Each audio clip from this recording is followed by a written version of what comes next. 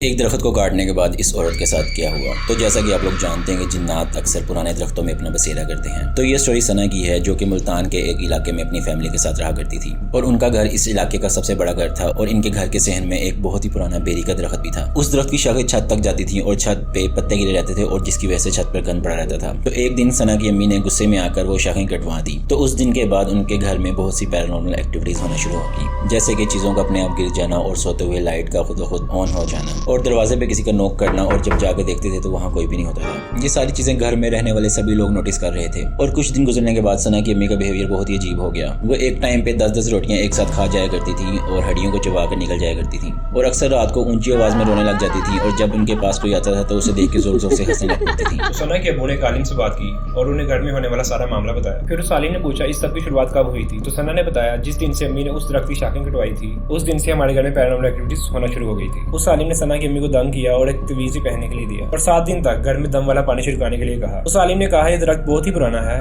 और इस दरख्त में बहुत से जिन्नात का बसेरा है। तो जिस दिन से सना की अम्मी ने उस दरख्त की शाखों को कटवाया तब से जिन्नात आप लोगों को तंग कर रहे हैं। इस सब के बाद सना की पूरी फैमिली 1 साल तक उस घर में रही, लेकिन उनको हमेशा डर लगा रहता था और उनकी अम्मी भी थोड़े दिन बाद बीमार होती रहती थी। फिर उन्होंने वो घर छोड़ दिया और किसी और जगह रहने लग गए। इस बात को 10 साल हो चुके हैं और उनकी फैमिली अब नॉर्मल जिंदगी गुजार रही है। तो कैसी लगी आपको ये वीडियो अच्छी लगी इस वीडियो को लाइक करें और शेयर करें और हमारे यूट्यूब चैनल को भी जाकर सब्सक्राइब करें।